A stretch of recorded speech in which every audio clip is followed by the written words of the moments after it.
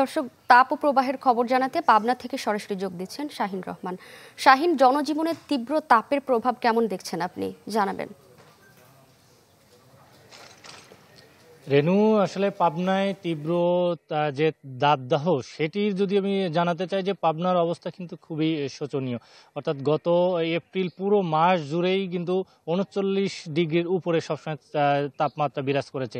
এর মধ্যে আমরা জানি যে গতকালকে পাবনায় সর্বোচ্চ যাবৎকালে সর্বোচ্চ তাপমাত্রা ৪৩.২ ডিগ্রি সেলসিয়াস রেকর্ড করা হয়েছে।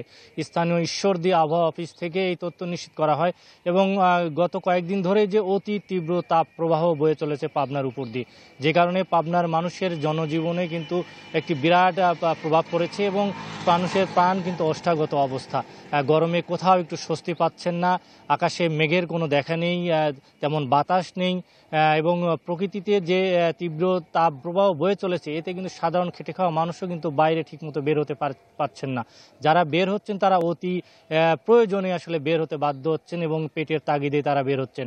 এর বাইরে বলা যায় যে এই অতি তীব্র তাপ প্রবাহের বিরূপ প্রভাব পড়েছে কৃষি থেকে শুরু করে পোলট্রি খামারগুলোতে, গরুর খামারগুলোতে, কারণ সেখানে পোলট্রি খামারগুলোতে ডিম উৎপাদন কমে গেছে, দুধের খামারগুলোতে দুধ উৎপাদন কমে গেছে এবং বিভিন্ন জায়গায় আমরা বেশ কিছু গরু এবং মুরগি এই গরমে মারা যাওয়ার খবর আমরা পেয়েছি। এবং পাবনায় এই যে অতি তীব্র তাপ প্রবাহ বয়ে চলেছে এর কারণে কিন্তু সাধারণ মানুষ এটা আসলে এই যে হয়তো ২ তারিখের পরে যে আবহাওয়ার যে পরিবর্তন, হয়তো বৃষ্টির যে আসার কথা বলেছে আবহাওয়া অধিদপ্তর, সেই আশায় আসলে রয়েছে পাবনার মানুষ। রেনু, এই ছিল সর্বশেষ অবস্থা। শাহিন, আপনাকে ধন্যবাদ। দর্শক, পাবনা থেকে যুক্ত হয়েছিলেন শাহিন রহমান।